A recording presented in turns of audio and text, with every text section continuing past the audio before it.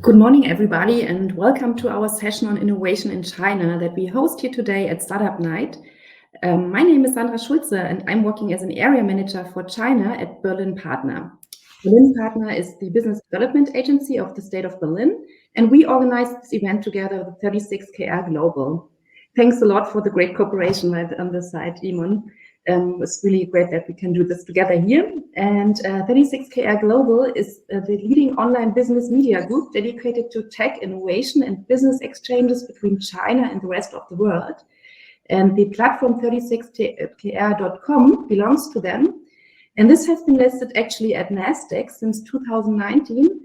And on this platform, you can find a variety of innovation and tech news about China, but also about India and Southeast Asia and Japan.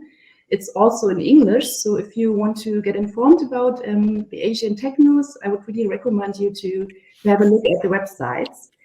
And the best news about 36KR is that they recently announced that they want to enter the European market, and they've chosen Berlin as the headquarters for the activities, so we're really happy about that. And yeah, so we talk about this a bit later. But now let's have a short look at today's agenda. First of all, Emon Wang from 36KR will give us an overview about the different innovation approaches in China. And then Jiang, also from 36KR, will give us different examples of the implementation of innovation in China in automotive, logistics, and medtech, just to some examples. And afterwards, we will have a discussion round with Shen Hu and Timon von Wagen, two Berlin startup founders that will talk about, and we will talk about how they get inspired from innovations in China and how do they profit from them. So let's start with Emon and his overview about innovation, how innovation is generated in China. Emon, the floor is yours. Thank you very much, Sandra, for the introduction. Let me quickly switch my screen so that I can share my presentation. So give me 1 second to do that.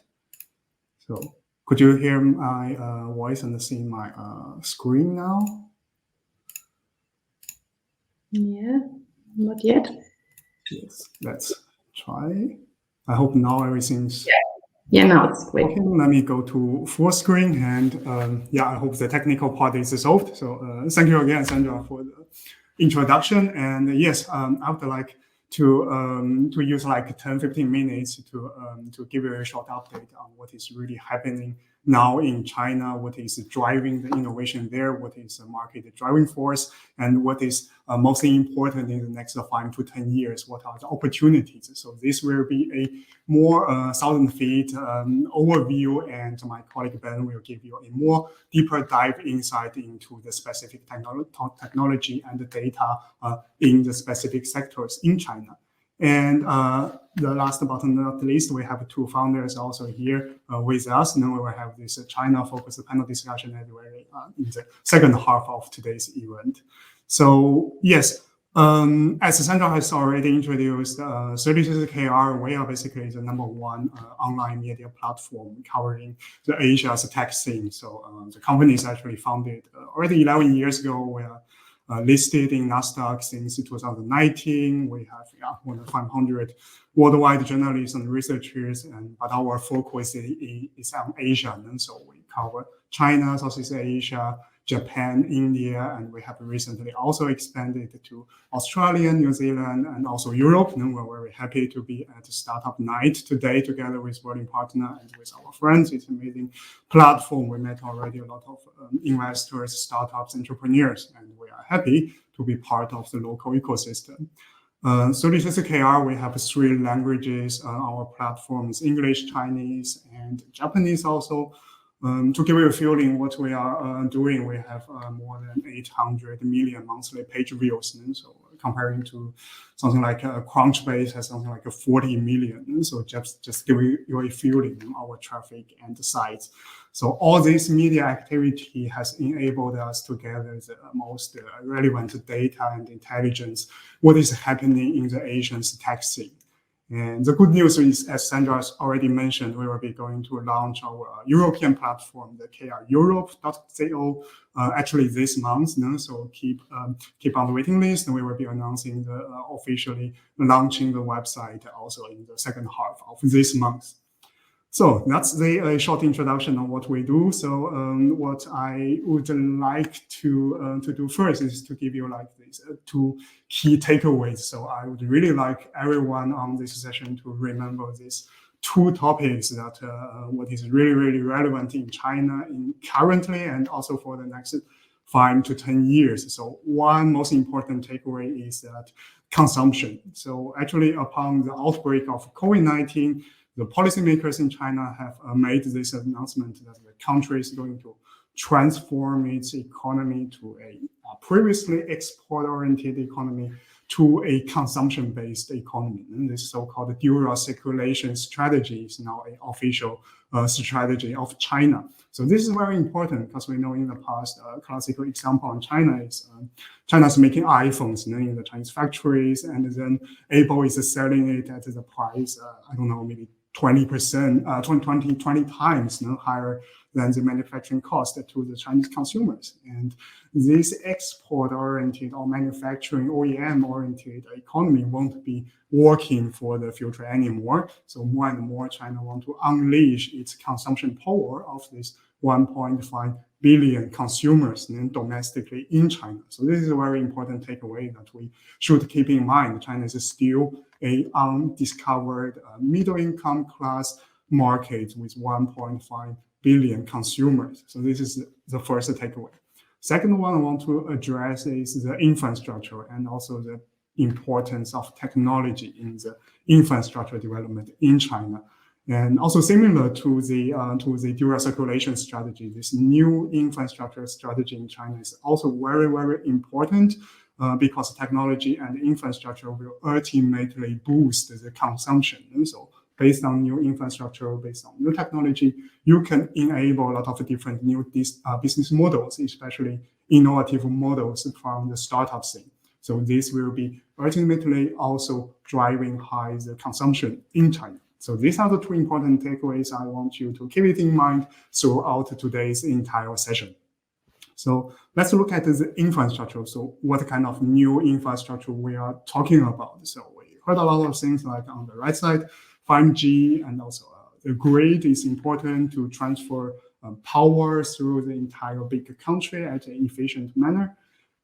Logistic high-speed rail system, not only the passenger traffic, but also the capital goods, commodities, consumer products, everything.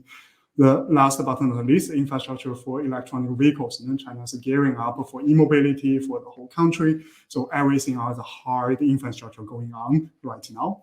On the left side, cloud computing, big data centers, artificial intelligence infrastructure, sensors, IoT, smart city infrastructures, and also connected factories. So these are the digital infrastructure. So these 7 areas will be the so-called new infrastructure backbone of China, which is already partly implemented throughout the whole country. Give us some graphical. So this is just one example. So talking about infrastructure, airport. So the Beijing Daxing International Airport is now the world largest airport, which opened 2 years ago. It's really amazing. Can carry 100 million passengers a year. So this is a big monster project.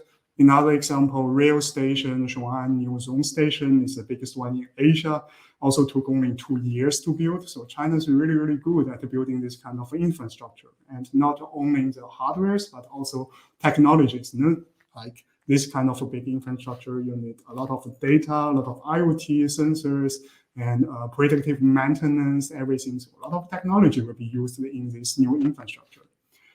Ultimately, this new infrastructure will contribute to the movement of talent and also to capital, to goods, to basically all the resources within China. Here, one example, we heard of a lot of mega cities in China, like Beijing, is really like the concentration hub of the biggest universities, the hottest unicorn companies, and also the most Chinese internet giants. So everything has been connected by the good infrastructure in China. So this is the most important takeaway, I think.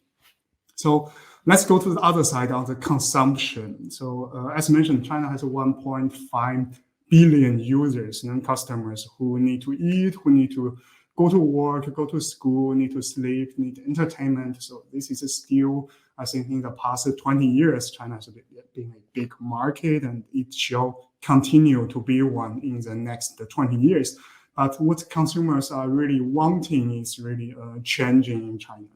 So, for example, I'm giving you like 2 or 3 current trends in the consumer markets in China nowadays. So first one, we need to understand that the manufacturing and production in China is already very advanced. So we see a lot of utilization of robotics, automations in the Chinese manufacturing, logistic, in the whole value chain. So this is already implemented. What technology brought us is the ability to develop new product more fast and more cost efficiently in Chinese market. For example, I've been seeing a lot of international brands have been running a lot of experiments in China, and this so-called C2B business model, consumer to business model. So basically, you gather what the consumer really wants, and then what the Chinese Asian consumer really wants, and develop your product to fit the market. Not that you develop a market, then you sell it to the whole world. And this old model won't be working anymore. For example, we have like L'Oreal is making some domestic products. Starbucks some this ice cream Zongzi thing for the Chinese Mid-Autumn Festival. And we have seen Mars is making these sneaker chocolate bars with spicy taste. So this is really something for the Chinese customers, a spicy chocolate bar. Just some examples. So all this was enabled by the technology development. You can do product more fast, more rapidly. You can try and error without a lot of cost in China. So this is really, really a dynamic market. We see a lot of international players doing this now already in China. Second trend is the so-called Chinese Guochao trend. This is so-called domestic original Chinese brand. So I'm just giving you some examples here. You can see the first one on the left side. This is a brand called Genchi Forest. Maybe none of you have heard of it, but it is now the #1 flavored soda drink brand in China. It has topped on the Singles' Day sales last year. For your information, Singles' Day is the biggest shopping festival organized by Tmall, by Alibaba, each year on 11th of November for 1111. So that stands for singles. If you're singles, what you do, you shop. You go shopping on this day. So on this shopping festival, Singles' Day, you will be seeing a lot of records being broken, but it's also like a test ground for you to detect the hottest brand in China. So these 4 brand listings, like the hottest brand from last year, we'll be seeing what is going on this year. In 2 months, I think, in 2 months, in November, what will be happening. The second one here, this is Saturn Bird, is like a express coffee capsule, which is a premium product. You bring it to work and you can get a good cup of coffee at your office without going out. It tastes better than Starbucks. And this is like the hottest coffee brand now in China, especially among young consumers, among office workers. Similar with Florasis, it's like a very oriental cosmetic makeup brand tailored for the Asian customers, with a lot of nature ingredients, with a lot of flowers in its ingredients, really has won the heart of the younger generation of consumers. The last one, the Zhongxuegao, I don't even know what's the English name of it. It's a totally Chinese brand. It's a ice cream brand, if you are wondering. So it is actually very expensive. It's not a cheap one. It's a designed ice cream with classical, traditional designs. And this brand has actually beaten Häagen-Dazs on the Tmall sales during last year's Single Day. So you have been seeing a lot of Chinese domestic brands, these Guochao brands popping out in the next couple of years, more and more.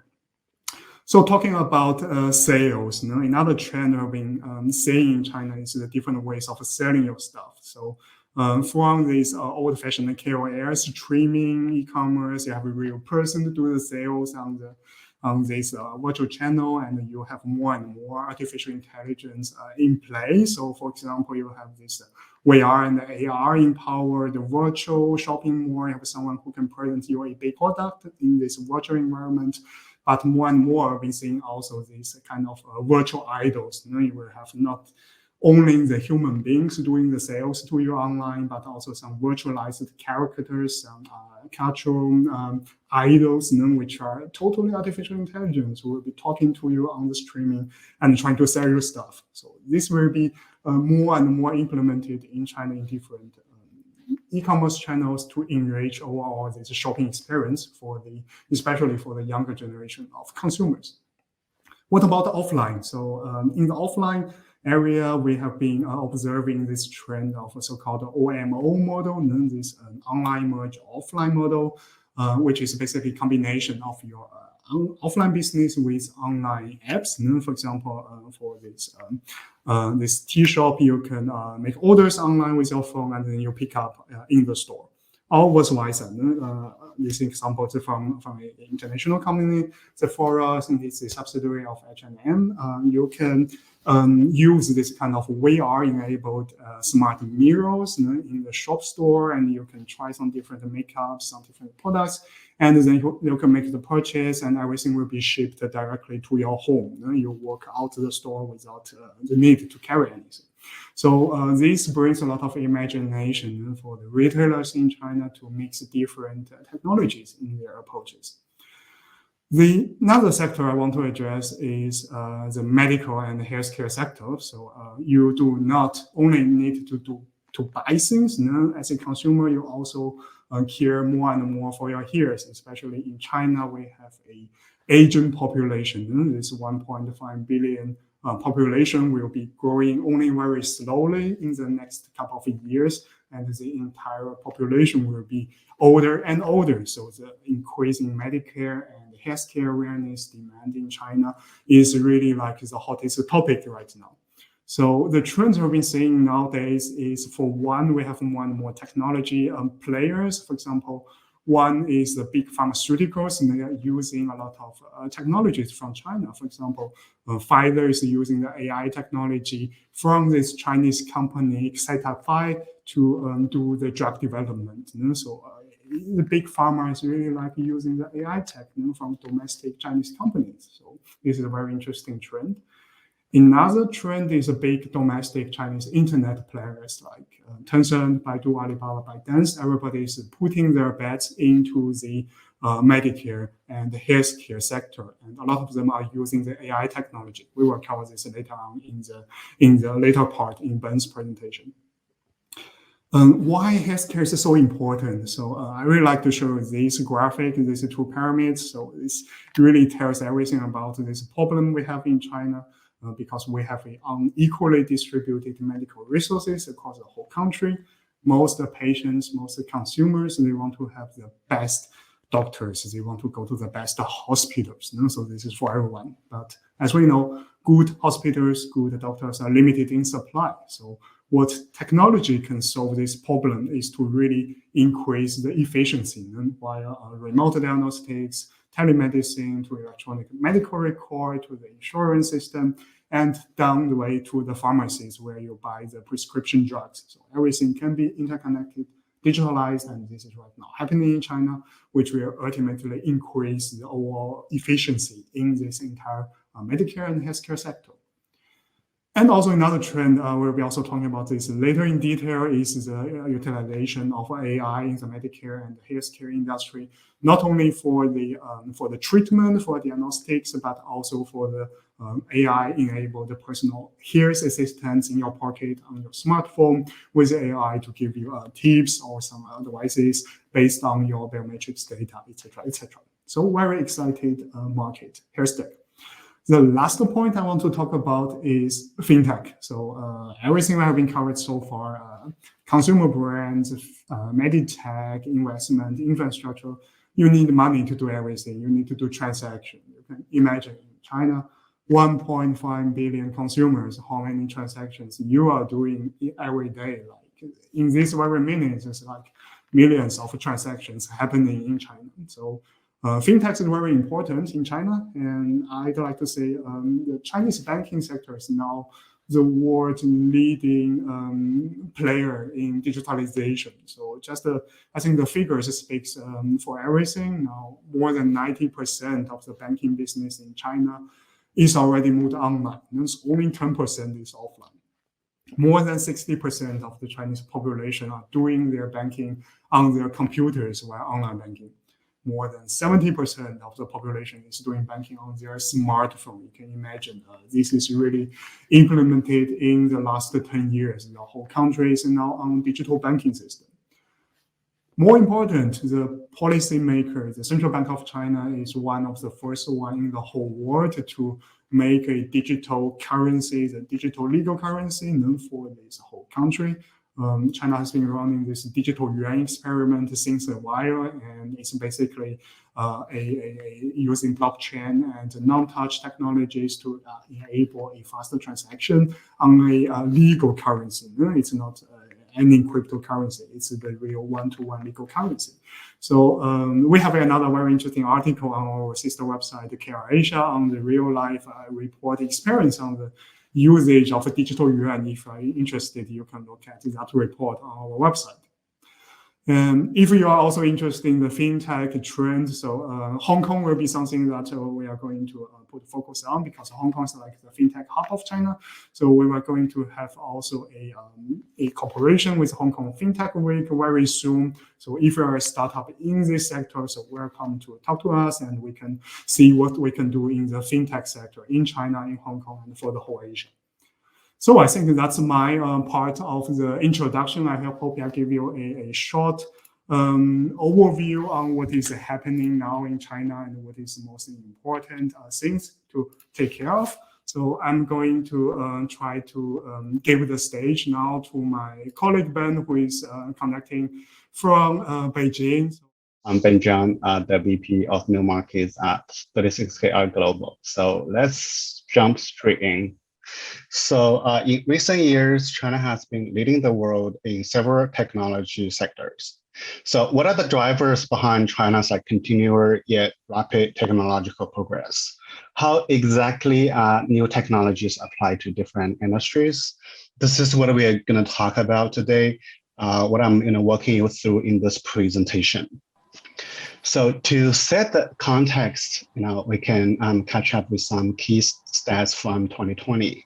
China's GDP reached USD 14.72 trillion in 2020 with an annual growth of 2.3%.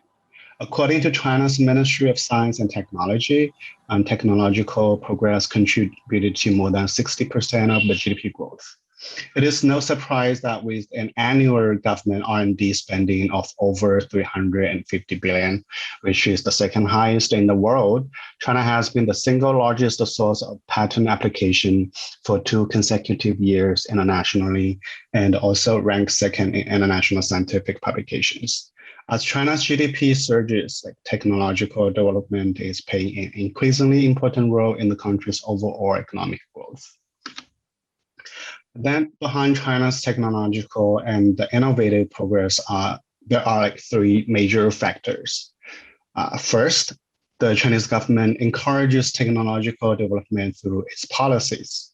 According to the 2021 report on the work of the government, China will invest more in national laboratories and fundamental research.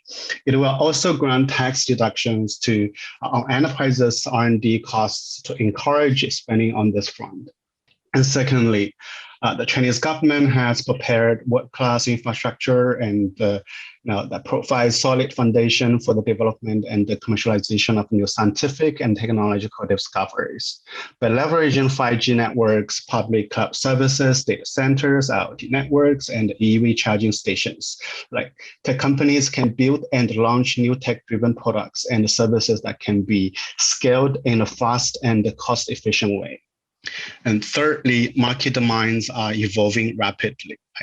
Enterprises are responding by adopting emerging technologies. If you look at the demand for personalized services in the context of e-commerce, The demands lead to flexible manufacturing.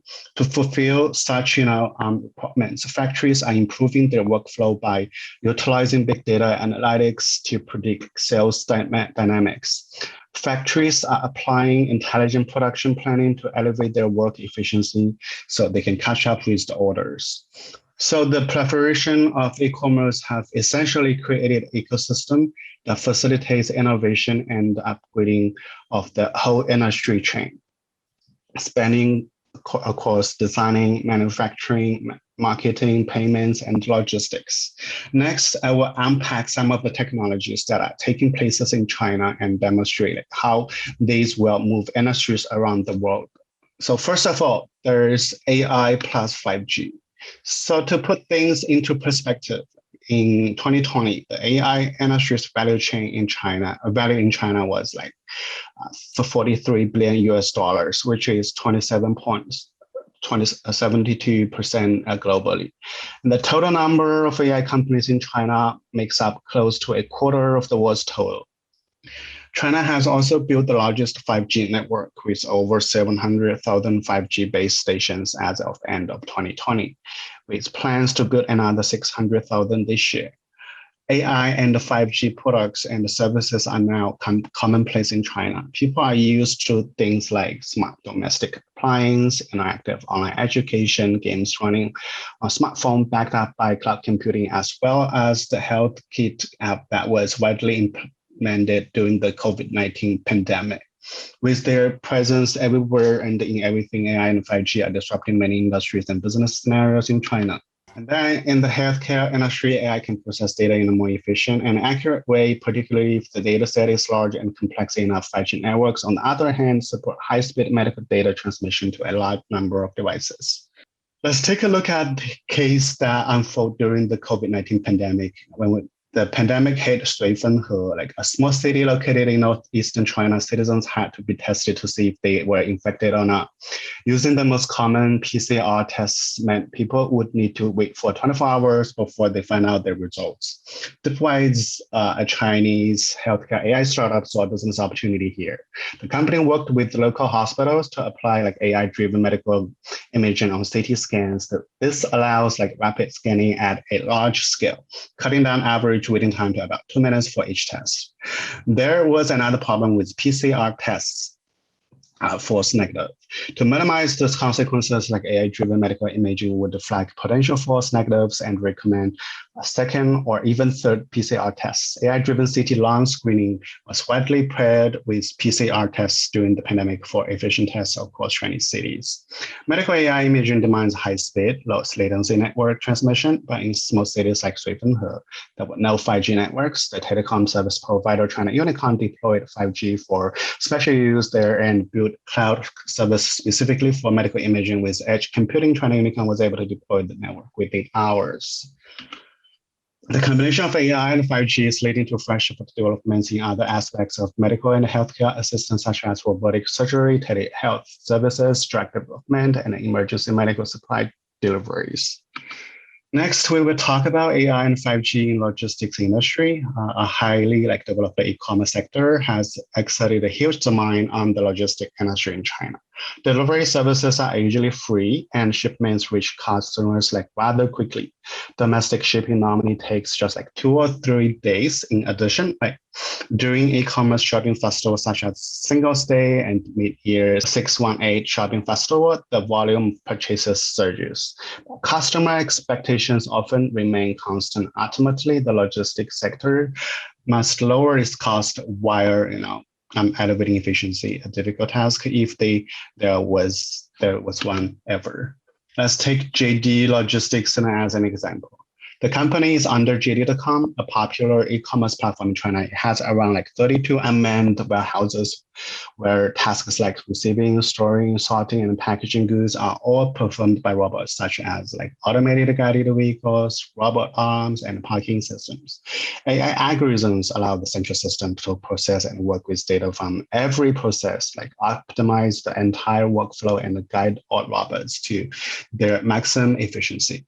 JD Logistics also works with telecom companies in China to build 5G networks to ensure the immediate transmission of data and AI-driven AI-driven decisions.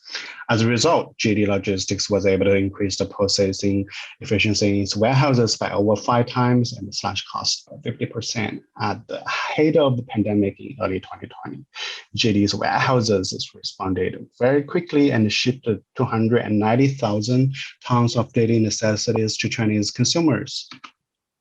Chinese factories are implementing AI and 5G to upgrade automation processes, deploy intelligent solutions, and purchase high-end manufacturing, forming the backbone of what we now call Industry 4.0. Let me give you some examples.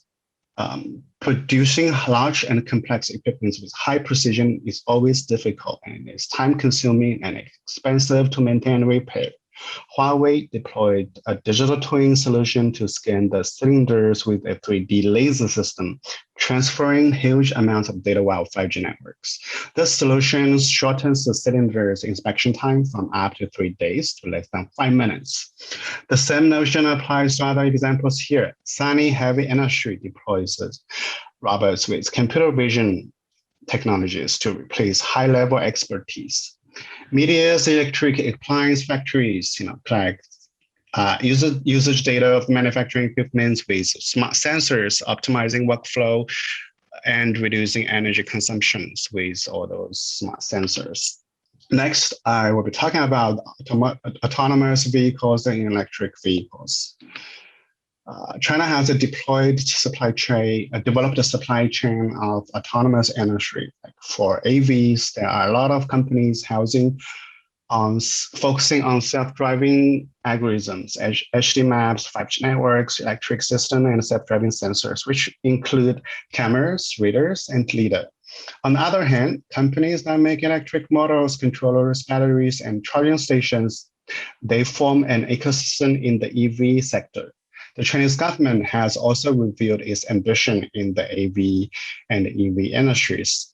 For AVs, the government requires that at least 70% of the self-driving auto sales in 2030 to be above level 2 or 3, where human drivers are required to intervene only under exceptional circumstances. For EVs, a quarter of the vehicle sales in 2025 are required to be eco-friendly. This includes all electric and fuel cell autos and plug-in hybrids.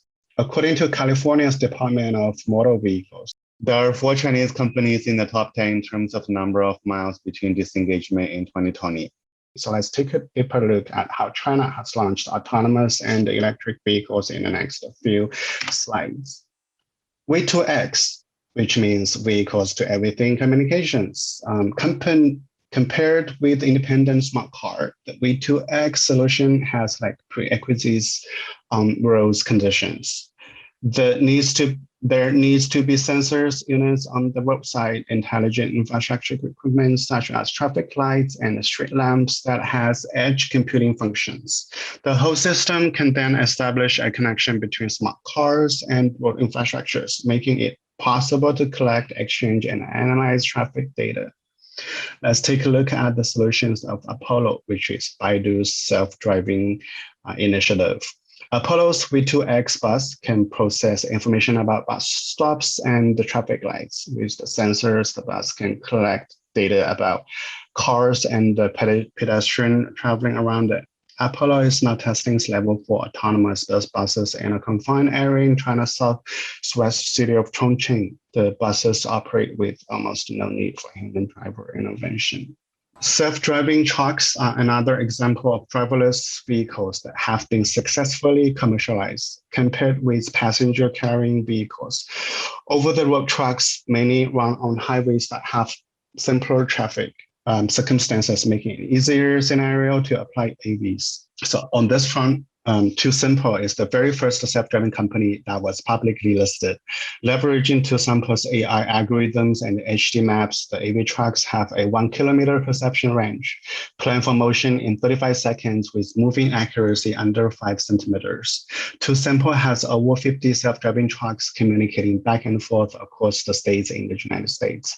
As of March 31st, 2021, TuSimple has accumulated driving data in practical application of over 6 million kilometers.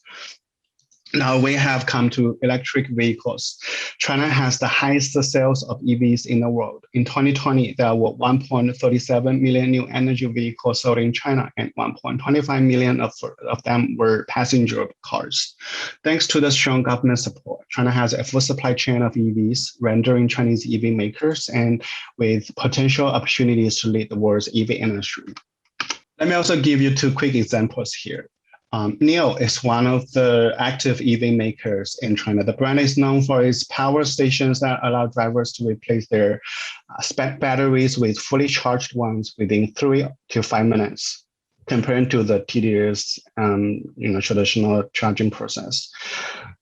This frees NIO's customers from worrying about battery lifespan or charging speed. NIO is planning to enter the Novi market in September 2021. The other example is BYD in terms of electric buses. BYD takes up over 50% of the US market, 60% of the UK market, and is actively expanding in Asia and in South America. BYD has also built its footprint in Africa in 2016, starting with Cape Town before delivering 15 electric buses to Egypt in 2018.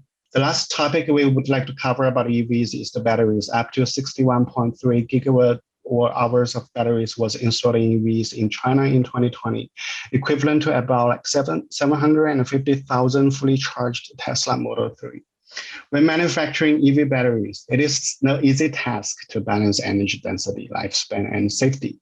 With higher energy density, batteries can provide more power to the car, allowing a better driving experience.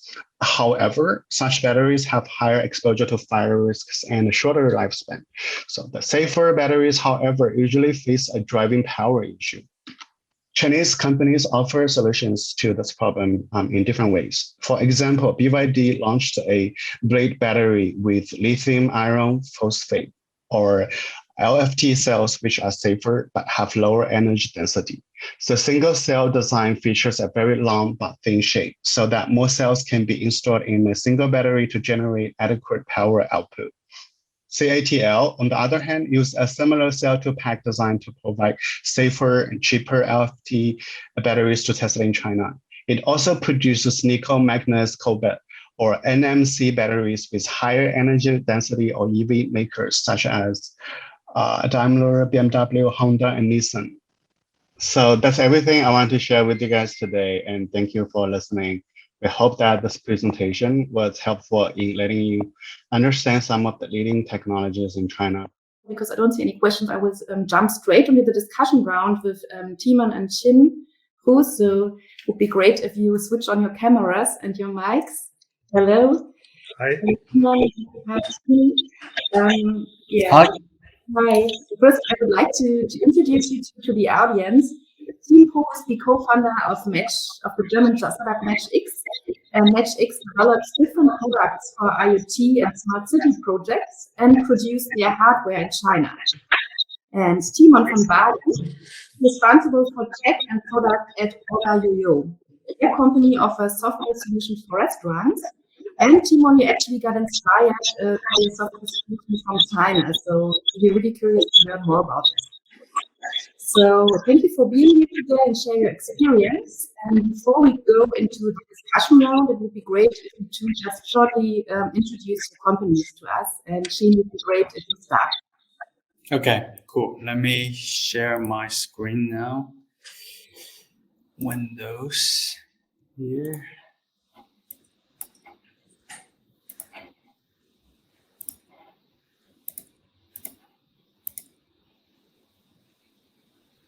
Cool. So, hello everyone, I'm Shane. So, right now I'm in Berlin talking to you guys. So, we are MatchX and we are connecting the world. We focus on smart city, AI, and blockchain. So, this is our main products. So, we have such a AI camera. So, this little thing has a convolutional neural network processor inside of it.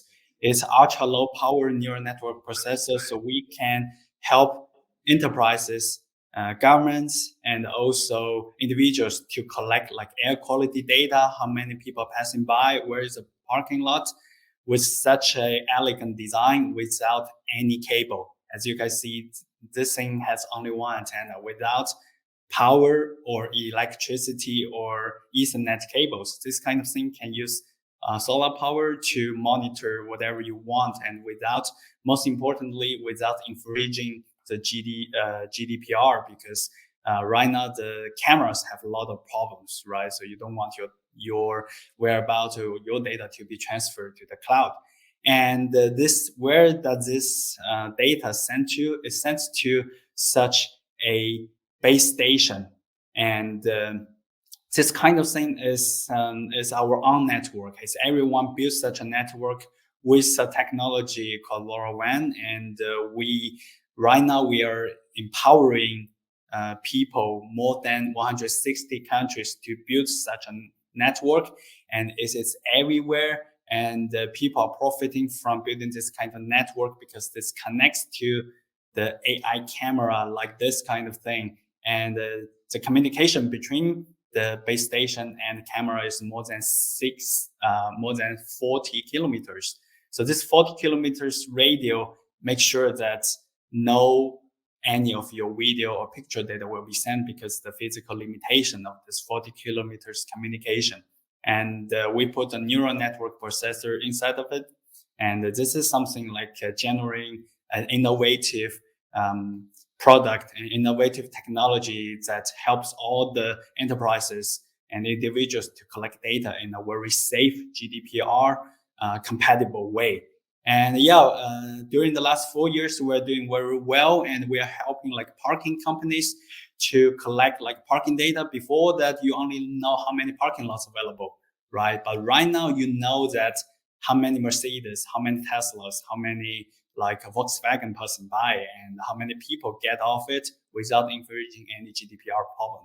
And also, we are creating more data for the other industries like logistics, and also like agricultural, etc., etc. So we are building this network everywhere and letting everyone to profit from collecting data with a very safe way, with a way that you are very confident that every piece of the data that you captured here, you can sell it and you can profit from this kind of thing. You are not afraid of being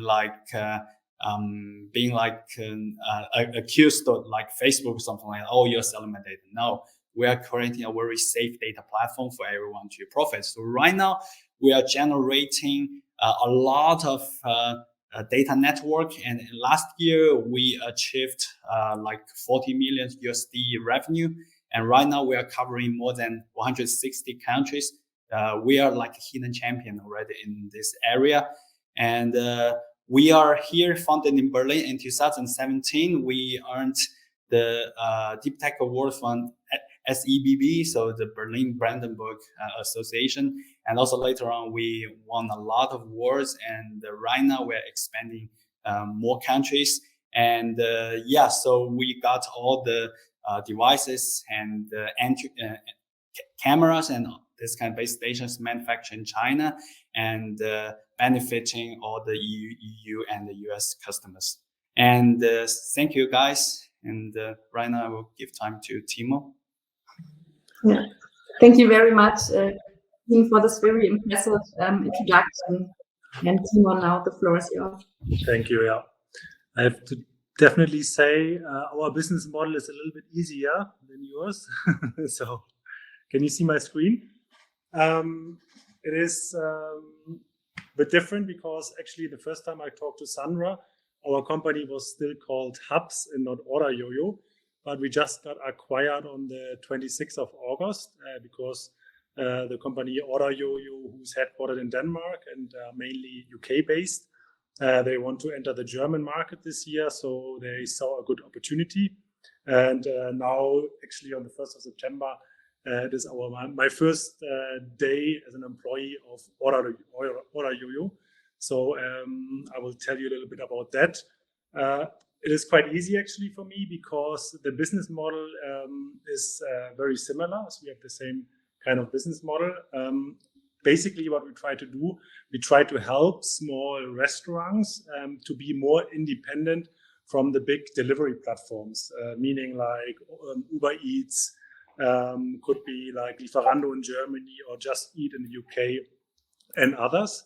We do that by providing them with an own software solution so that people actually, or the restaurants, can set up their food menu, and then people or guests like me can order the food via their own website or via their own app.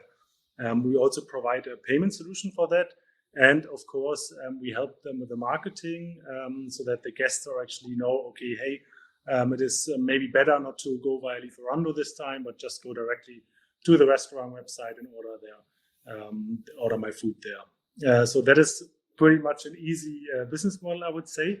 We are in Europe mainly, looking at restaurants to acquire restaurants partners. So you see, the business is going quite well, especially during the pandemic. Order YoYo could acquire like a lot of new restaurants, could increase the number of takeouts and dine-ins per restaurant. So that made it actually quite a successful business, and we are super happy that we are now part of it starting from today and going forward. That is my part, and I'm just stop sharing. Thank you very much. And congrats for the on the acquisition. Thank That's you. Great news for you. Yeah. And I would also like to start with you, Timon, with my first question. You said that your company is not active in China, but you got inspired from China. Can you help explain how you came up with the idea and how you got inspired for your software solution in China? Yeah, sure. I myself, basically, I used to live for 5 years in Hong Kong and Shenzhen. I came back in 2012, and my co-founder, we founded the company Hubs together. He is originally from China. So, of course, we have like quite a lot of ties there. He still has family there, and a big connection. During my time when I used to live there, actually, I could see already that China was much more progressive when it comes to like ordering food online, maybe using like some new technologies in the restaurant itself. So I was like always super intrigued, actually. I'm a big foodie myself, so I love to test the technology around it as well. And so when I came back to Germany, we first founded like another company in 2012. That company was sold in 2018. And then we thought, okay, it's the natural next step to do something in the food industry, working together with restaurants. We didn't want to open a restaurant, but having all that insights that we got before over the years and experienced in China from the technology side, we said, okay, we definitely need to set up something where we can help restaurants on the technology side, make the whole experience in the restaurant itself also more comfortable, like the dine-in experience, to make the payment process more comfortable, which is always a big pain, especially when you go out for dinner in a big group with friends and you have to split a bill and so on. So that was basically, we got inspired from China, and we are still actually up to date, get inspired because we see like all that new trends that is already in China for a few years, and then you can tell maybe like 5 years later, 6 years later, actually people in Germany start to adopting it as well. So yeah, that's why we got inspired. Okay, probably you just couldn't copy what you saw in China, right? So what points did you take into consideration for the adaptation for the European market? Back in China, the people, or back then, basically, when we first saw some of the experiences, you see that people are very familiar with using the QR code. So when we started in 2019, before COVID, we saw that people are still very hesitant actually scanning something with their phone. They don't know how to use it here in Germany very often, especially the older generation. So that was a little bit of a hurdle, I would say. And in China, you also have this so-called super apps. That means I have one app where I can do everything on. And people are very used to that, ordering food on there, ordering groceries on there, doing payments on there. So that is like super easy for them. we on our side had to teach the guests first how to use the technology, and of course the restaurant itself as well. There were like some of them are not very technological savvy, I would say. So it was a bit more complicated. And what we also see, which is definitely advantage in China, that you have the characters. So let's say for the dish Xiaolong Bao, for example, just the 3 characters are as long as Xiao. So in Germany, if you have like a menu, it often can get very, very long. And when you operate that on a smartphone, so like you have a very tiny screen actually, it makes it very difficult to adapt some of the designs actually on our side. You have to be more flexible, more creative. So there are a few things that are not so easy to actually adapt in the first place. Yeah. Okay. Actually, you make me now really hungry. Xiaolongbao is very delicious dim sum in China. Yeah. Okay. So now very interesting. So my next questions go to Xin. It's about the production in China, because you already explained you produce your hardware in China, but you do all the engineering and designing in Berlin. What were the most important reasons why you decided to produce in China? Yeah, so actually you can see that right now the majority of the electronics are being manufactured in Shenzhen in China. So that's how you see in the mobile phone area, and also in the electrical vehicle area, a lot of companies emerging from China. So that's also very helpful for our industry, because we do AI and we do this kind of hardware development. So it's very easy to source, and it's very easy to manufacture such kind of cameras and this devices, mining devices in China. So you can find basically everything in the street or in few suppliers. So that's greatly shortened your process of development. And it's a very it looks very easy, but it also has a lot of painstaking process, even for the native Chinese like me to get the right partner there. So but we can also see that a lot of German startups also manage this kind of thing. You see the e-scooter companies, and also a lot of other bike sharing companies. They all imported this kind of stuff from China. They design and manufacture there and just ship to Germany and to let people to use it. So it's very easy to get there, but a painstaking process. But we see, a lot of German startup just tackled this problem. Yeah. Yeah, I would like to go a bit more deep into this. When you said it was quite hard in the beginning to find the right partners, what were your first steps? How did you start the whole process, and how did you actually know in the end who was the right one and who maybe wasn't? Yeah, so actually the problem I see after I lived in Germany for 10 years, I feel the problem is more about culture, right? So here we value consistency. We want something to be done and everything works, and the relationship is maintained in the next few years, even without continuously talk.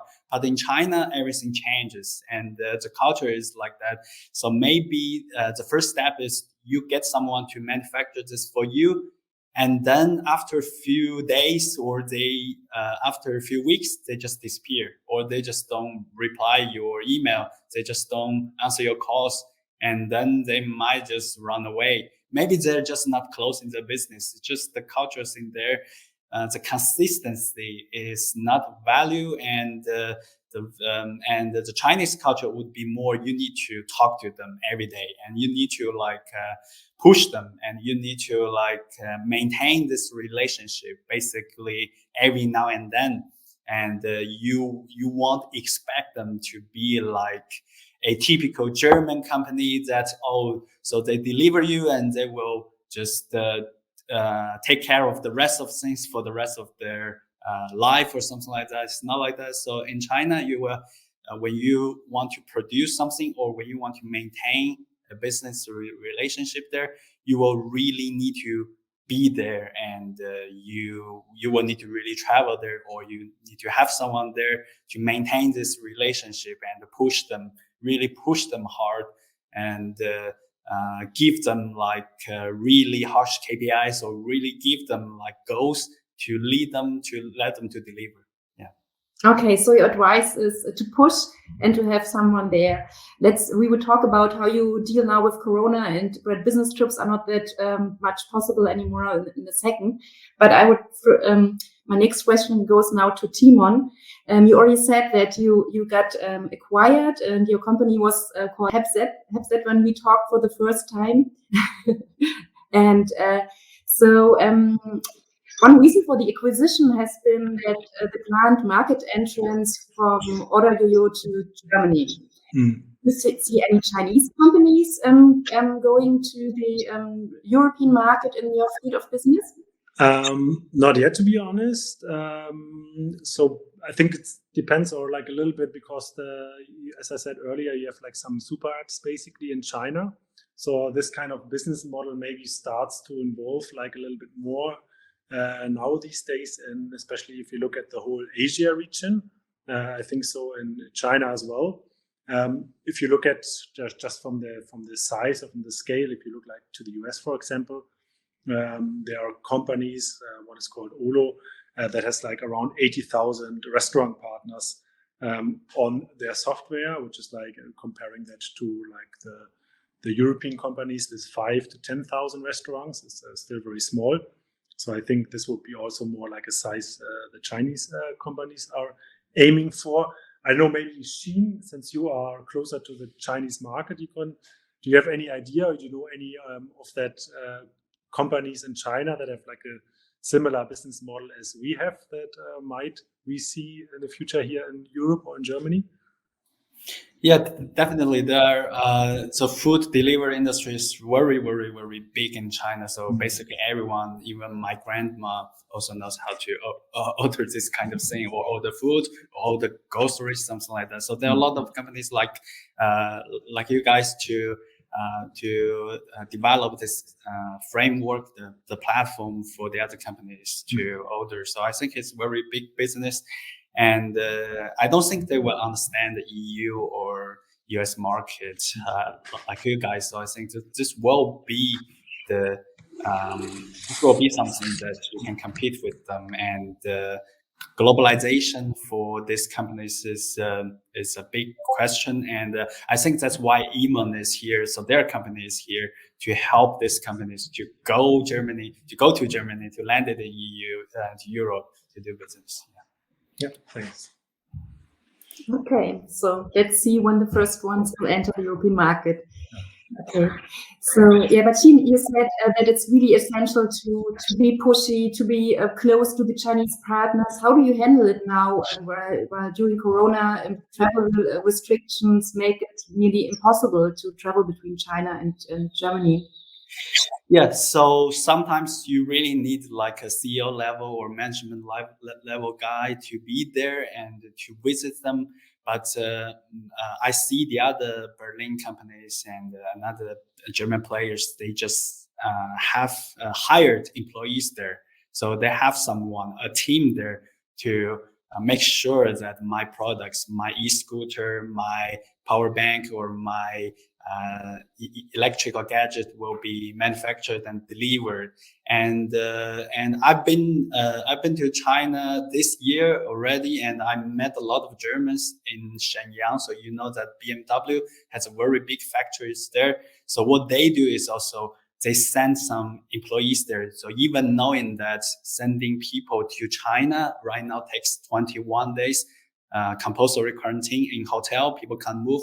But still, a lot of Germans are still there in that factory, traveling there and take this 21 days. And still, they feel like that they need to go there and to talk to the Chinese colleagues. And it's not one or two. I met a lot of Germans there. Yeah. Okay. Great. My next question goes to both of you, because Timon, you already said that you've been living in China for a very long time. Jean, you know both cultures, German and China, very well. And so, is there something that you can think that we can learn from each other, especially in the startup landscape? Maybe Timon. Yeah. I think the presentation from Emon earlier, the first one, you could see that in China, if you want something, especially if you want to build something, that goes very, very quickly. I think here in Germany that we see also with our customers or business partners, sometimes it takes a very long time. The process, the evaluation process takes a very long time. People sometimes, I would say, think it over a little bit. Instead of just give it like this typical startup trial and error approach, where you say, let's just see if that works for us. If not, we will look for another solution. So I think we definitely can learn from China on that one, so that if you want something, just do it quickly and put all your energy in it. Okay, thank you. Jean, what's your opinion? Yeah, it's also from Emma's presentation. Is you guys know that electrical vehicles are very big in China, and also Elon Musk putting gigafactory in Shanghai and also in Berlin. So I think this kind of thing will. It's also a lot of EU and the US manufacturers are learning from China. And I personally, I tried when I was in China 3 months ago. I also tried basically all the mainstream EVs in China, like BYD or NIO or Xiaopeng or this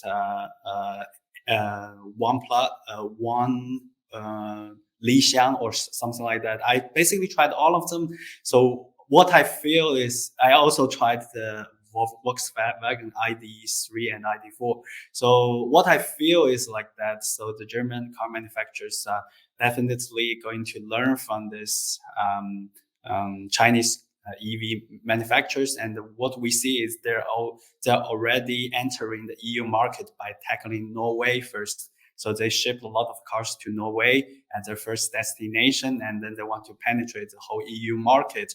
And what I feel will be, because I personally own a Tesla, I feel like that it will be iPhone and Android, because these Chinese manufacturers are enormous. They are everywhere, and they have a lot of different brands, and also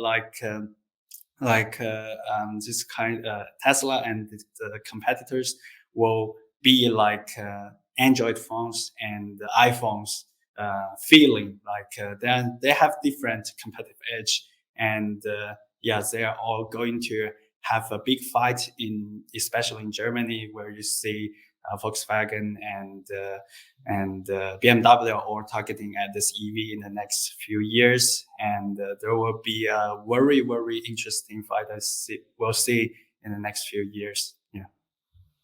Okay, so that also already answered a bit of the question: what will be the next thing in China? And that was the last question that I wanted to ask you.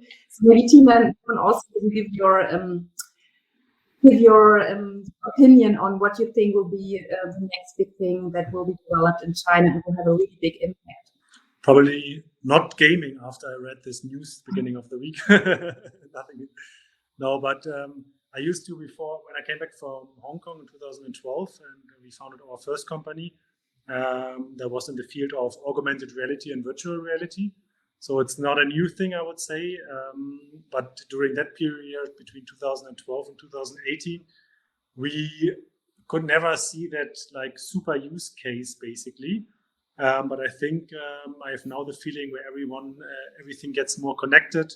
The digitization moves on much faster now due to Corona. That we will see something in that kind of field, augmented reality, virtual reality. That definitely could come out of China as well, and that would lure us away. Yeah. Xin, what's your guess on that? Yeah, my guess would still be like EVs, especially in Germany, because it's just like as between iPhone and all its competitors. So you see Xiaomi, OnePlus, and Oppo, Vivo.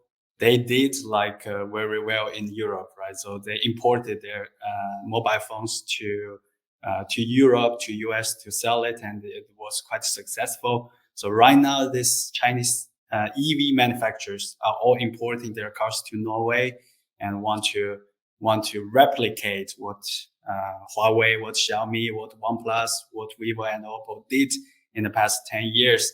So just trying to tackle down the market, because what I see, their price is much more lower. And what they deliver is just like Android experience and comparing to iPhone. Yeah, so I will see that China will continuously to support this Chinese EV manufacturers to design and to manufacture these cars. And so there will be more. We will see more Chinese cars in Europe and in Germany in the future. Yeah, I'm also totally convinced by that, and I'm really curious when this will happen. Probably quite soon we can test the Auto New and all the other cars probably in Europe. Mm-hmm. Yeah. So yeah, thanks. Unfortunately, we're running out of time, so we have to end. Although I could ask you so much more. Thanks a lot, Emon and team, for this very interesting discussion round, and also thanks a lot to you, Emon and Ben, for your great presentations. Whenever you have any questions, please just feel free to reach out to us. I think all our LinkedIn profiles are linked to our speaker profiles, so you can directly contact us there. And thanks a lot to the audience. And now I wish you like another great sessions at Startupnight, and have a nice day. Thank you. Thank you, everyone. So I leave my coupon code, like Timo just asked in the chat, and I see a lot of questions. So you can just add my WeChat or add my LinkedIn, so you can continue to talk. Thank you. Thanks for the invitation. Thank you.